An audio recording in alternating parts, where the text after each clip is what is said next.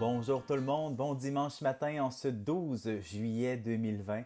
Alors on est au cœur de l'été, j'espère que vous profitez bien de la belle température, de la chaleur, j'espère que vous profitez bien aussi de vos rassemblements, de vos retrouvailles en famille, entre amis, toujours bien sûr en respectant les consignes gouvernementales en vigueur. Alors c'est un bonheur pour moi de me retrouver fidèle à notre habitude du dimanche matin 9 heures.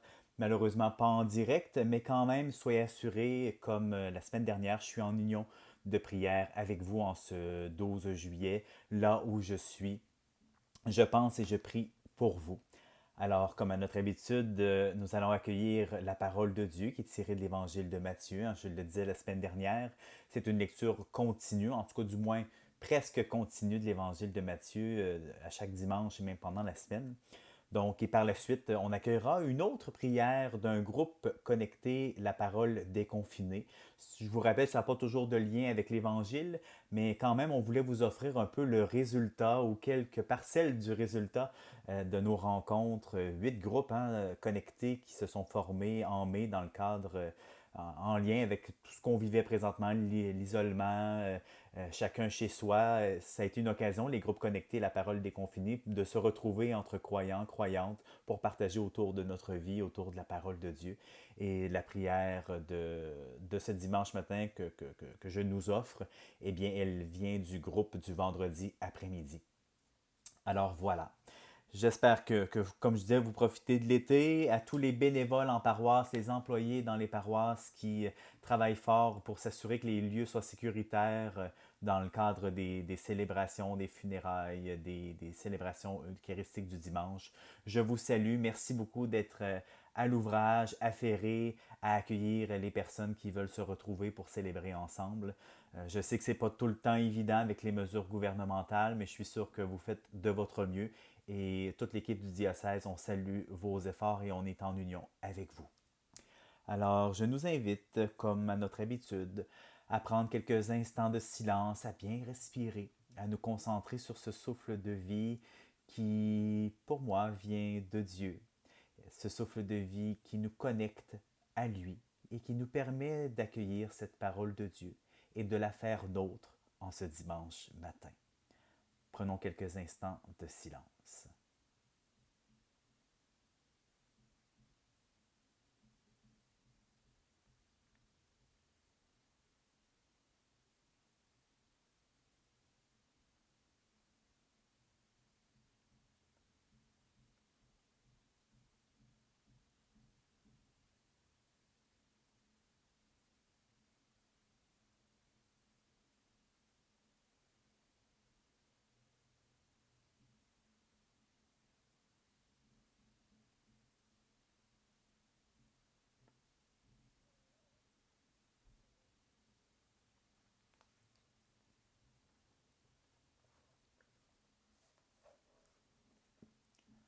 Alors ce matin, nous accueillons une page tirée de l'Évangile selon Saint Matthieu au chapitre 13, les versets 1 à 23.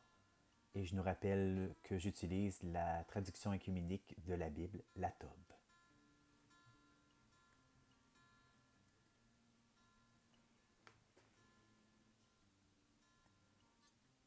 En ce jour-là, Jésus sortit de la maison et s'assit au bord de la mer. De grandes foules se rassemblèrent près de lui, si bien qu'il monta dans une barque où il s'assit. Toute la foule se tenait sur le rivage. Il leur dit beaucoup de choses en paraboles. Voici que le semeur est sorti pour semer. Comme il semait, des grains sont tombés au bord du chemin, et les oiseaux du ciel sont venus et ont tout mangé. D'autres sont tombés dans les endroits pierreux, où il n'avait pas beaucoup de terre. Ils ont aussitôt levé parce qu'ils n'avaient pas de terre en profondeur. Le soleil étant monté, ils ont été brûlés, et faute de racines, ils ont séché. D'autres sont tombés dans les épines ont monté et les ont étouffés. D'autres sont tombés dans la bonne terre, et ont donné du fruit, l'un 100, l'autre 60, l'autre 30. Entende qui a des oreilles. Les disciples s'approchèrent et lui dirent: Pourquoi leur parles-tu en parabole? Il répondit: Parce qu'à vous il est donné de connaître les mystères du royaume des cieux, tandis qu'à ceux-là ce n'est pas donné. Car celui qui a, il sera donné, et il sera dans la surabondance. Mais à celui qui n'a pas, même ce qu'il a lui sera retiré. Voici pourquoi je leur parle en parabole. Parce qu'ils regardent sans regarder, et qu'ils entendent sans entendre ni comprendre. Et pour eux s'accomplit la prophétie d'Isaïe qui dit: Vous aurez beau entendre, vous ne comprendrez pas. Vous aurez beau regarder, vous ne verrez pas. Car le cœur de ce peuple s'est épaissi. Ils sont devenus durs d'oreilles, ils se sont bouchés les yeux, pour ne pas voir leurs yeux, ne pas entendre de leurs oreilles, ne pas comprendre avec leur cœur, et pour ne pas se convertir, et je les aurai guéris. Mais vous, heureux vos yeux parce qu'ils voient, et vos oreilles parce qu'elles entendent. En vérité, je vous le déclare, beaucoup de prophètes, beaucoup de justes, ont désiré voir ce que vous voyez et ne l'ont pas vu, entendre ce que vous entendez et ne l'ont pas entendu. Vous donc, écoutez la parole du semeur. Quand l'homme entend la parole du royaume et ne comprend pas, c'est que le malin vient et s'empare de ce qui a été semé dans son cœur. Tel est celui qui a été ensemencé au bord du chemin.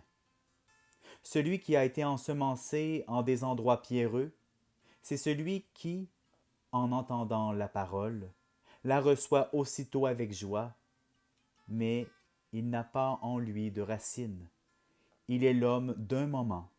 Dès que vient la détresse ou la persécution à cause de la parole, il tombe.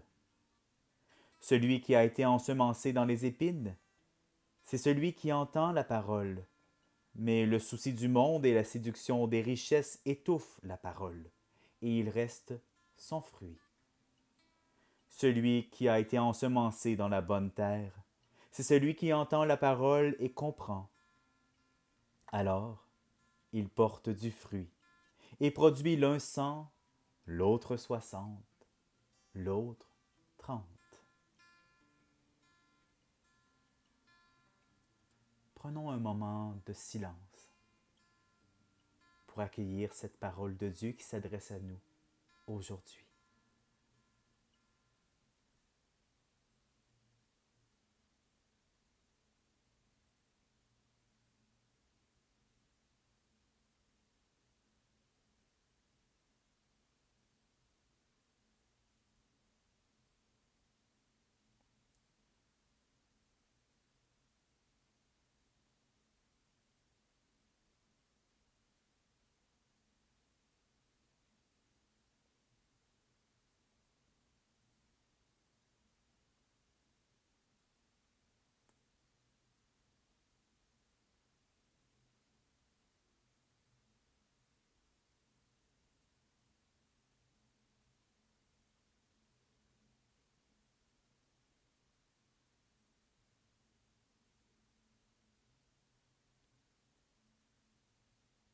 Y a-t-il quelque chose qui monte en vous lorsque vous méditez cette parole de Dieu? Pour les habitués, disons plus proches de l'Église des célébrations, c'est un texte que nous connaissons bien, celle de la parabole du sommeur. On entend moins souvent, par contre, l'explication par la suite. C'est la version longue. J'ai pris la version longue et non la version brève. Mais lorsque vous entendez cela aujourd'hui, en ce 12 juillet, qu'est-ce qui vous monte au cœur? Qu'avez-vous envie de nous partager dans les commentaires de cette publication Facebook? Y a-t-il une prière, une intention, une réflexion que vous avez envie de partager à la communauté que nous formons ce matin? Gênez-vous pas. C'est toujours riche de pouvoir partager ensemble et vous lire. Merci. Pour conclure notre temps ensemble, notre moment, voici une prière d'un groupe connecté, la parole déconfinée. Je nous invite à prendre le temps de la méditer, peut-être de fermer les yeux pour l'accueillir.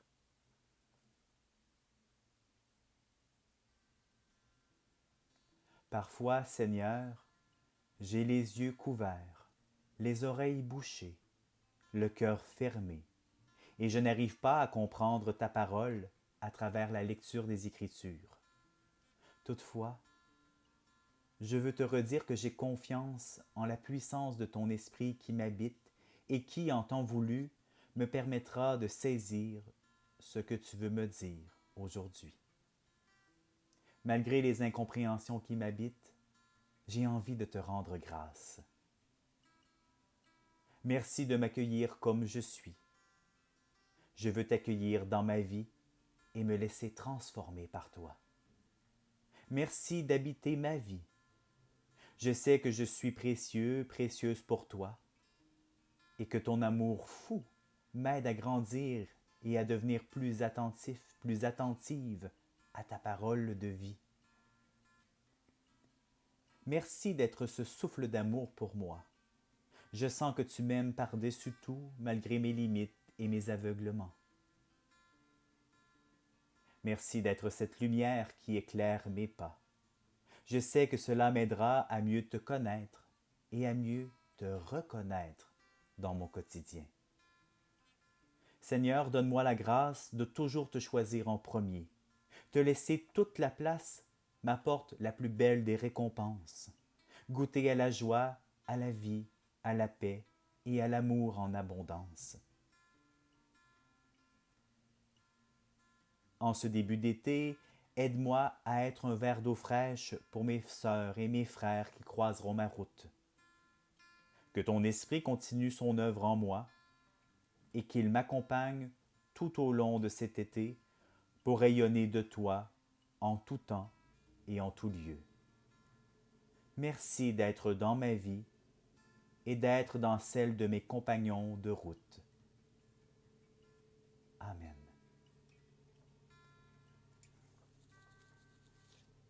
Je nous souhaite donc une bonne semaine, un bon dimanche. Prenez soin de vous. Continuons de prier les uns pour les autres. Je rends grâce pour toutes les personnes qui nous suivent via notre page Facebook. Merci d'être là et on se dit à la semaine prochaine. Bonne semaine.